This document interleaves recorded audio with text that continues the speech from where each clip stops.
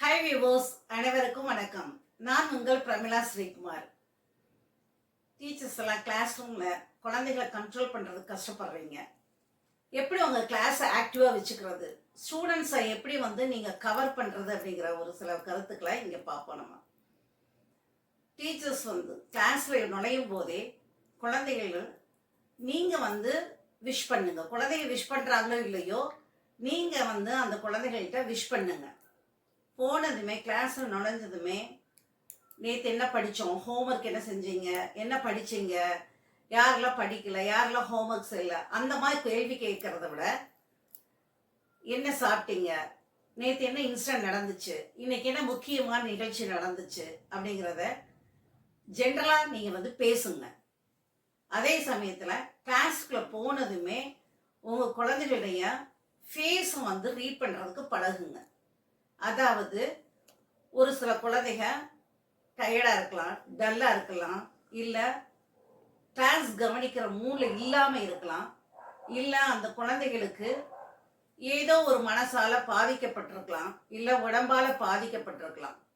அப்போ நீங்கள் ஒவ்வொரு குழந்தைகளையுமே கிளாஸ் எடுக்கிறதுக்கு முன்னாடி ஒவ்வொரு குழந்தைய ஃபேஸையும் ரீட் பண்ணி அவங்களுடைய மனநிலையை நீங்கள் புரிஞ்சுக்கிட்டு என்னாச்சு, ஏதாச்சு, ஏன் இப்படி இருக்கிற அப்படிங்கிற மாதிரி ஒரு சில கருத்துக்களை இல்லாட்டி கேள்வியில் நீங்கள் கேட்டீங்க அப்படின்னா அந்த குழந்தைகளுக்கு உங்கள் மேலே மதிப்பு மரியாதை வரும்.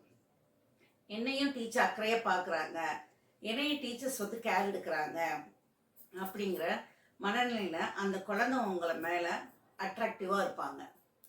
அப்போ எல்லா குழந்தைகளுடைய அட்டென்டிவும் உங்கள் மேலே வரும். அதே சமயத்தில் டீச்சர்ஸ் ஒவ்வொரு ஸ்கூல்லையுமே உங்களுக்கு ஒரு ட்ரெஸ் கோடுட்டு கொடுத்துருப்பாங்க. அந்த ட்ரெஸ் கோடை நீட்டாக நேர்த்தியாக அழகாக போகிறதுக்கு ட்ரை பண்ணுங்க. இது ஏன் அப்படின்னா, குழந்தைங்க பொதுவாகவே எந்த கிளாஸ் படித்தாலும் தன்னுடைய டீச்சர், தன்னுடைய ஆசிரியர் அழகாக இருக்கணும், அதாவது வெளித்தோற்றமும் அவங்க விரும்புவாங்க. நீங்கள் பாடங்கள் எப்படி எடுத்தாலுமே பொதுவாகவே அந்த குழந்தைங்க வெளித்தோற்றத்தையும் நிறைய குழந்தைங்க வாட்ச் பண்ணுவாங்க. அப்போ ஒரு டீச்சருங்கிறவங்க நம்ம ஓரளவுக்கு அந்தந்த ஸ்கூலுக்கு தகுந்த மாதிரியான நேர்த்தியான ஒரு ட்ரெஸ் கோடில் நம்ம போனோம்னா நம்ம குழந்தைங்க நம்மளை அட்ராக்டிவாக பார்ப்பாங்க. இது முக்கியமான கருத்துக்கள். அதே மாதிரி பாடம் எடுக்கிறதுக்கு முன்னாடி நீங்கள் இன்னைக்கு என்ன கிளாஸ் எடுக்க போறீங்கிறத ஒரு ஷார்ட்டாக நோட்ஸ் மாதிரி போர்டில் அவங்களுக்கு சைடில் எழுதி போடுங்க. அதுக்கப்புறம் நீங்கள் உங்களுடைய டாபிக் என்ன செலக்ட் பண்ணியிருக்கீங்களோ, எது எடுக்க போகிறீங்களோ அந்த டாப்பிக்கை 1 by 1 எடுங்க. எப்பொழுதுமே நீங்கள் கிளாஸ் எடுக்கும்போது புக்கில் இருக்கிற மாதிரியோ இல்லை நீங்கள் ப்ரிப்பேர் பண்ணியிருக்கிற மாதிரியோ ஒரு வேகம் அப்படி கடற்கரை போகிறத விட இடைவெளியில் அந்த டாப்பிக்கு ரிலேட்டடானது அவங்க டெய்லி லைஃப்பில் எப்படி கனெக்ட் பண்ணுறாங்க, எப்படி அது கனெக்ட் ஆகுது அவங்க டெய்லி லைஃப்பில், ஏன் நம்ம இதை படிக்கணும், ஏன் இந்த டாபிக் நம்ம தெரிஞ்சுக்கணும் அப்படிங்கிறத நீங்கள் இடையில அந்த குழந்தைகள்கிட்ட இன்ட்ராக்ட் பண்ணிக்கிட்டே இருக்கணும்.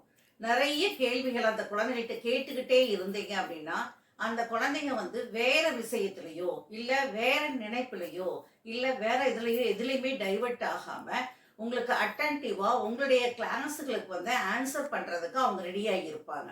அதே மாதிரி உங்கள் டாபிக்கு ரிலேட்டடானது நீங்கள் கிரியேட்டிவான கொஸ்டின்ஸை கேளுங்க. அதாவது அவங்க யோசிச்சு உங்களுக்கு ஆன்சர் பண்ணுற மாதிரியான ப்ரிப்ரேஷன் பண்ணி நீங்கள் கேள்விகளை எழுப்புங்க. அந்த கேள்விகளை எழுப்பும் போது தான் அந்த குழந்தைகள் யோசிக்க அனுப்புவாங்க.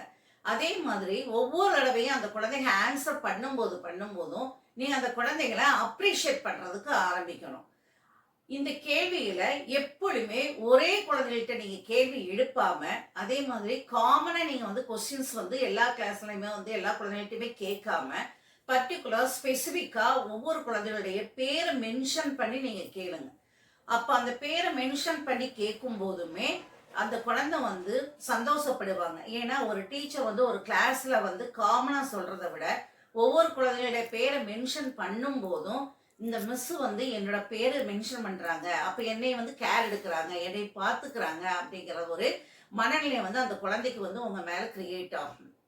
ஒவ்வொரு குழந்தையும் கேள்விக்கு பதில் சொல்றாங்களோ இல்லையோ அந்த குழந்தைகளை டீமோட்டிவேட் பண்ணாம அவங்க ஏதோ ஒரு எது தெரிஞ்சதோ அதை வந்து அவங்க சொல்றத நீங்க அப்ரிஷியேட் பண்ணுங்க.